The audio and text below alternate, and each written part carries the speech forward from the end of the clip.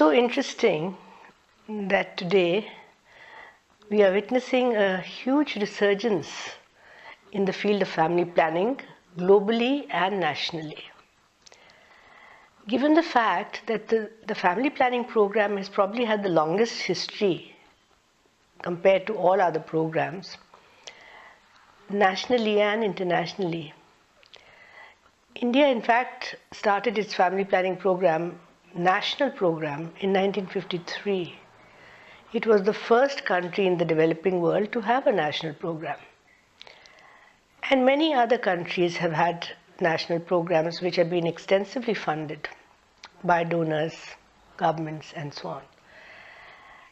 And for very many decades, the family planning program was the program that was focused on, because there was this concern for the population explosion and there's going to be not enough resources for the people on the planet, and a crisis of all kinds was, foreseen by many, and so it was kind of an alarm that led to programs worldwide. In focusing a bit on India, the program, as I said, began many years ago, and 50 years later, we still have not achieved fertility reduction to the extent we want. In other words, replacement fertility. The program has had different strategies. It's employed a variety of different approaches, tried all kinds of ways over the years, which have been very varied, ranging all the way from highly coercive, targeted approaches to reproductive rights approaches and camps and whatnot, with varying results, differing results. So today we haven't really achieved the goal of replacement fertility in this country and in many other countries, especially in South Africa and South Asia. And when the reproductive health paradigm came to play, in that period, there was, in fact, a reduction in the donor support for family planning. And family planning became very low-key after having been high on the agenda for many decades. The result was that family planning programs did not receive resources and the attention, nor was the capacity developed, and so they began to falter. Now, while family planning has always been a key piece, a centerpiece of the reproductive health program, nonetheless, it received less attention for these very reasons and many more. So more recently, there has been a growing discourse and a debate around this issue globally, and more recently nationally as well. And there has been a sense that family planning has major benefits, not only for reducing fertility, which is the major core of its existence, but also for reducing mortality, maternal mortality, for example, infant and child mortality. It has health benefits, it has economic benefits. A great deal of research has been done to show that family planning has many, many benefits. And so there's been concern that we really need to reinvigorate this work, reinvigorate these programs. And the London Summit, Family Planning 2020, was a landmark where there was a global consensus brought about on this issue. And there was a pledge made by governments that they would put in more resources for this work, and that there would be re-strategizing of programs within countries. So today we do have, therefore, a resurgence in the area of family planning. Now, in India, while one says that we haven't reached replacement fertility, the reality is that because of the fact that India is so diverse, what really has happened in this field is that there is replacement fertility in many of the states. A number of the states in the country have in fact achieved replacement fertility. The other thing to recognize is that fertility is declining in every state in the country. The problem, however, is that the states that are backward, so to speak, such as Uttar Pradesh, Bihar, Rajasthan, Madhya Pradesh, some of these northern states are also very populous, large. UP, Uttar Pradesh is the largest state in the country. It has the size of the population of Brazil.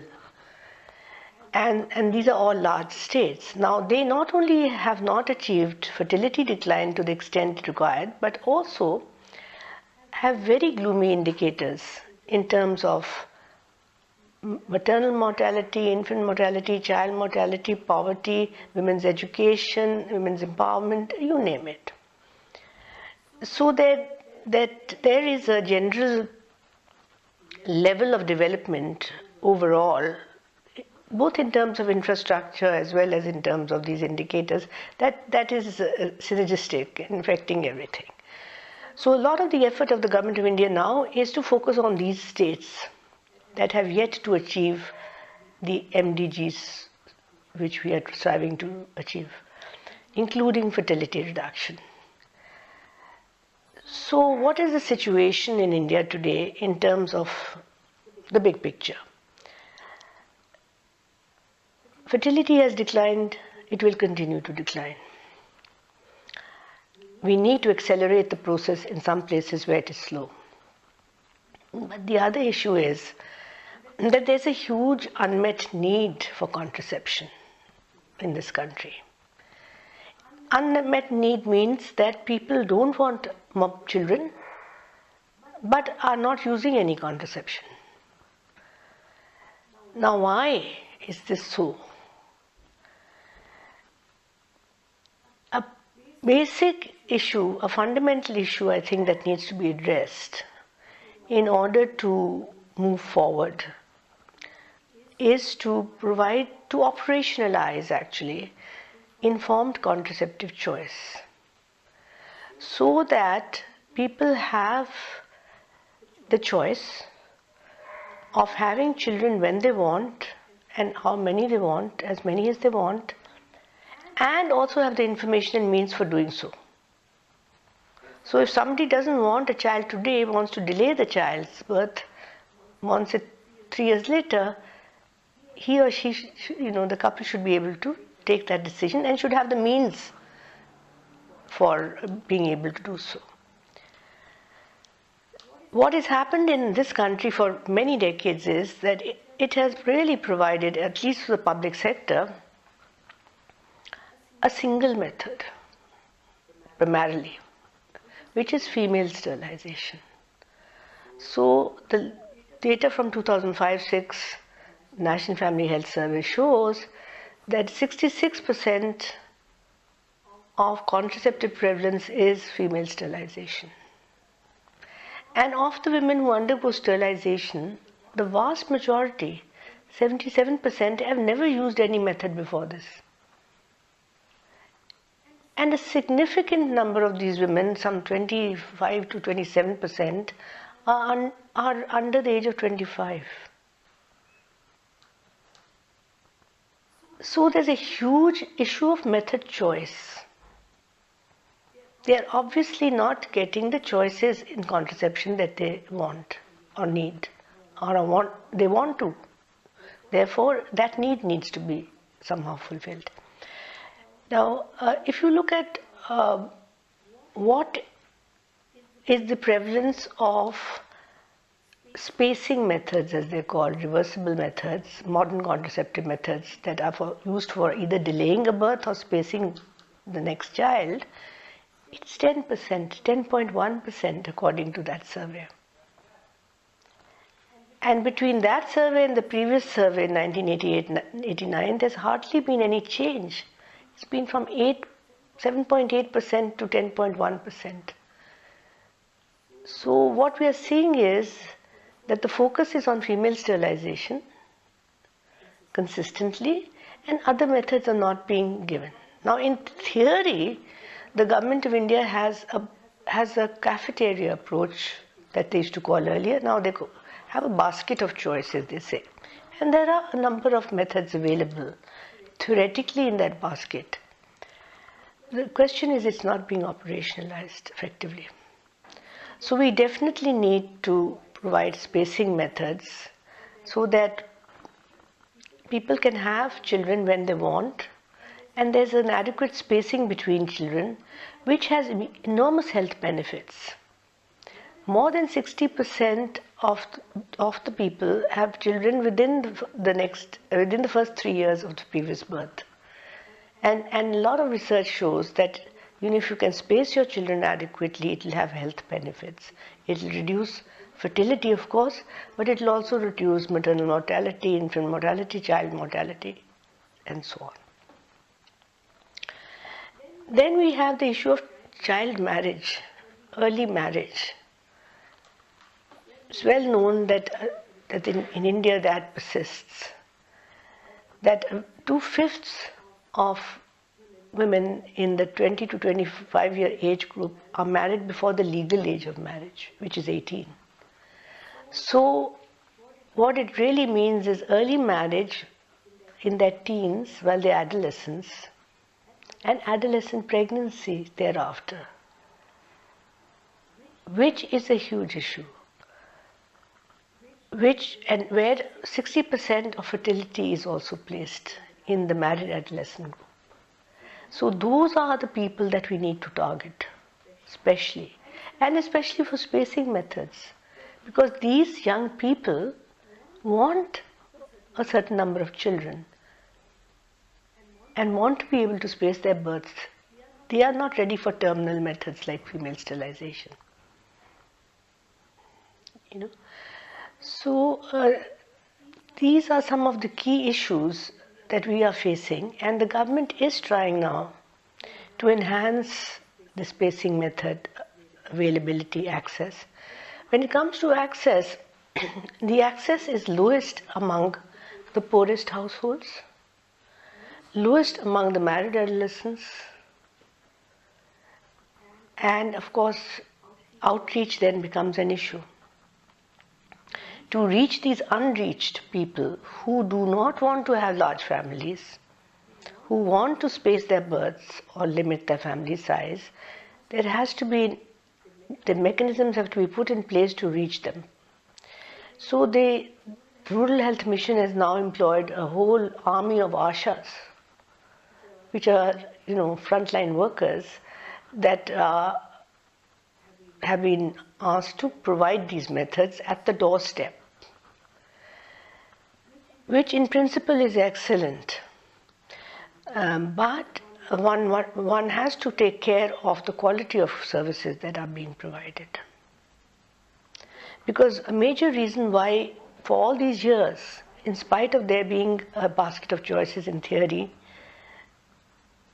why spacing methods have not been operationalized is because of the poor quality of care. When women take a method that has to be repeatedly taken, for example, the oral contraceptive pill, for example, or any of these methods, they require to be followed up. They require to be informed about side effects, counseling, and so on. And those have not so far been part of the program. It's a one-shot, cut the tubes approach has been. But it's changing, and if that changes, if quality of care can be improved, if you can reach the unreached, and particularly those populations that are most needy, that have the gap, where the gap lies, and particularly in states where the problem is huge, then I think we'll be successful. The other major point related to this is that couples don't want large families now. They do not, by and large, they do not want large size families, but they definitely do want their one or two sons. So in order to have one or two sons, they have to have 4 or 5 children. In order to achieve the family composition that they desire, they require therefore to have more children. So it's ironic, in a way, that in a sense the family planning program has been successful in creating the awareness for the need for small families, and there is a need for small families now. Yet the issue of son preference makes it difficult for them to have small families.